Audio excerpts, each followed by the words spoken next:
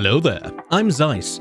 Let's talk about Vivian. Stick around if you want to find out who she is, what she might be, and what her last name is likely going to be. Obvious spoiler warning up front. If you'd rather avoid any plot twists, make sure to play Sanby's agent story, followed by Bury Your Tears with the Past Side A before continuing. Chapter 1. First Impressions. Vivian made her first appearance during the New Year gift event, popping up near the end as one of the owners of the Mockingbird Bangu, Robin. She only had a couple of lines, mentioning that she was hoping Phaethon would show up, given all the Bangu around, and that she wasn't interested in us since we're not Phaethon. Basically, she's a huge Phaethon fan. Chapter 2. What we know. Mockingbird seems to only consist of 2 members right now. Its founder, Hugo Vlad Ravenlock, and Vivian. Even though they are in the same Phantom Thief collective, Vivian actually doesn't know a lot about Hugo, despite thinking of him as a brother-like figure. Hugo drops plenty of hints that he's a vampire. Vivian, on the other hand, is not a vampire, and lacks such hints. More on that later. Quick side note, Thyron is a term that comes from the Greek therion, meaning wild animal or beast, and the Chinese radical for person. So we get beast person or animal person, meaning the term doesn't seem to quite apply to the more mystical races like elves, dwarves, oni, demons, vampires, and so on. Vivian has a precognitive ability, but the things she sees are always bad. Plagues, deaths, disasters. She calls these visions prophecies. Whenever she has one of these prophecies, she can't help but shed tears. No matter how hard she tries, she can't not cry. This is important. We don't know her exact age, but she looks and speaks like a refined young lady in both the Chinese and Japanese versions. More on that in a bit. She's mechanically savvy too. She's created one of the Mockingbird escape tools with an intricate exterior after Hugo showed her how to build one. She sings, and is confident enough in her singing that she wrote and recorded a Phaethon song. The same one we can get as drive discs. This is also important. She is New Eridu's biggest Phaethon fan. She creates her own Phaethon merch and memorabilia, songs, postcards, etc. She believes Phaethon saved her in some way, that Phaethon is her light. There is also a shared history with the Exaltists, though she hasn't spilled the beans, except that there's definitely some beef there. Her parasol makes me think of I'm very popular, y'all! If she ends up being able to fly or hover like Rena, that could be an important detail. She wears a white dress with black and purple highlights. She has heterochromia iridis, which is a form of heterochromia where each eye blends 2 colors rather than having 2 distinct eye colors. In her case, mostly red and some blue. Chapter 3. Her speech. Let's talk about her speech. In the English dub, she talks softly and sometimes somewhat cryptically, but she enunciates her words properly and has a good vocabulary, giving off the feeling of someone somewhat aloof, but of good upbringing. In Japanese, there is one copula, meaning speech ending, a lot of anime watchers will be familiar with, desu wa. It's generally used by young ladies of noble birth or from rich families, ojo-sama in Japanese, and it feels very confident, but also a little bratty, and there's some ego swinging with it. It's formal speech. Vivian uses a different copula, nano desu. It's similar to desu wa in that it's mostly used by young noble rich ladies, but it feels feminine, youthful, and gentle. The use of nano softens the formality a bit and sounds more friendly while still being polite. She also uses the ultra-polite sama suffix when addressing Phaethon, which is like calling them Lord, a sign of deep respect and admiration. And I believe in the olden Edo period, it wasn't uncommon for wives to use sama with their husbands. In the Chinese dub, thanks to insights from native speaker Sed Rain, appreciate it, she speaks like a young noble lady, graceful and elegant rather than haughty. Her tone carries an airiness, which makes her sound a bit cold at times.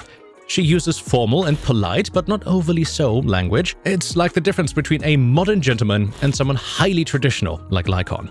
She maintains a dignified, confident manner most of the time, but when talking to Phaethon, she devolves into a starry-eyed fangirl. Her speech becomes much softer and more girlish, full of admiration and even a little romantic interest. She refers to Phaethon as Lord as well. Chapter 4. Etymology. Let's break down her name. Vivian is a gender-neutral name of Latin origin, meaning lively. This name derives from the Latin name Vivianus, which comes from the Latin word vivus, meaning alive. In Arthurian legend, Vivian, in its various spellings, is one of the names of the Lady of the Lake. The Lady of the Lake is a title used by multiple characters in the mythology associated with the legend of King Arthur. As either actually fairy or fairy-like yet human enchantress, they play important roles in various stories, notably by providing Arthur with the sword Excalibur, eliminating the wizard Merlin, raising the knight Lancelot after the death of his father, and helping to take the dying Arthur to Avalon after his final battle. Very interesting. But what about her last name? Well, her last name hasn't officially been revealed yet as of this recording, but if you'll let me, I'd like to guess. The writers of Zenless are very on the nose with their naming schemes, after all. Chapter 4.5. Her last name is... I believe her last name is either something akin to, or straight up, Banshee. Let's take a look at banshees, you'll see what I mean. Banshees come from Irish folklore. The word translates to woman of the fairy mound, or fairy woman. Traditionally, a banshee is a female fae whose mournful cry forewarns the death of a family member. Fae, or fairies in Irish folklore, aren't the cute little Disney-esque sparkly things that fly around in shit rainbows and glitter, but rather mischievous and often dangerous creatures. The word itself basically means enchanted being. While not all fae are evil, most are neutral, and only a few are kind, there's an undeniable edge to them. There isn't one set look for banshees, since there are many different stories and folk tales about them. Sometimes they have long streaming hair. They might wear a grey cloak over a green dress or a white dress. They can have red eyes from crying, and a white or ghostly complexion.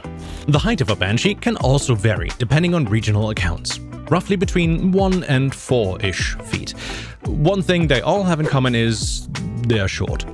Sometimes they assume the form of a sweet singing virgin of the family who died young. They can also sometimes be seen flying past the moonlight, crying bitterly. Importantly, banshees don't sing their mournful laments for just any family, but only families of ancient noble stock, such as those with the O or Mac prefix to their family name, according to John O'Brien. There are some exceptions to this, including that a banshee may lament a person who had been gifted with music and song. There was even a banshee that heralded the death of a patron to musicians, despite not belonging to those ancient families. And boy, if the Zenless writers don't like their references to music and song, eh?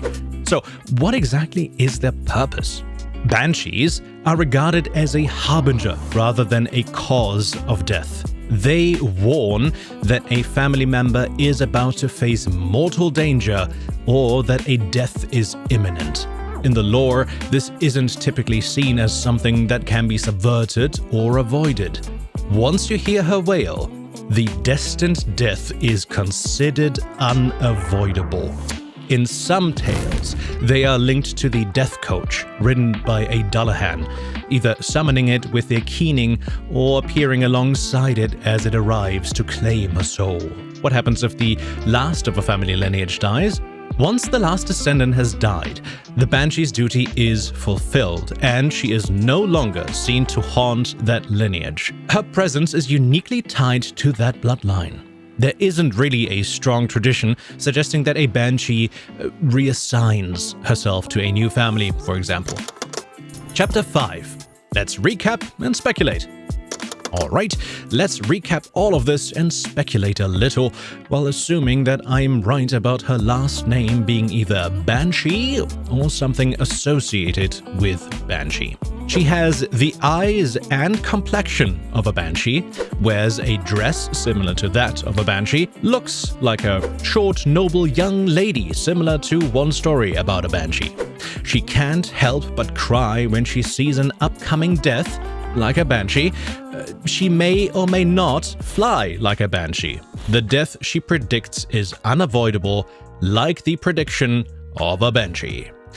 Vivian is not a Thyran, as established earlier, but of a mystical race. I believe she is a Fae, as indicated by her first name, and even more shockingly, a Banshee, though she doesn't seem to be aware of that. The fact she wrote a song about Phaethon, one we can actually get, is yet another strong indicator that she is a Banshee. That's why she can't help but cry when she gets a prophecy. No matter how hard she tries, it is in her DNA. That's also why her visions are never anything positive and always linked to death. There are two possibilities of what will happen next. Either the glimpse of her latest prophecy we saw is a red herring, and we are meant to believe it means the other sibling is falling like Icarus and, well, Phaethon, when in reality it was the death of Hugo in some way, as he's essentially of noble blood, part of an ancient family, the sort of family that would have a Banshee. She says he's like a brother to her, so like family to her. Or, possibility 2, it really was Phaethon she saw, and the other sibling will die, even if only temporarily. Wouldn't be the first time, and the fact she wrote a song about Phaethon specifically would speak to that outcome. Plus, who she sees falling changes depending on which sibling you chose. If this happens, will her cries summon the Void Hunter Professor Archie, who very much looks like a Dullahan? Who knows? So, do you think my theory is right? Did I get something wrong? Did you enjoy this character breakdown? Let me know. Toodles.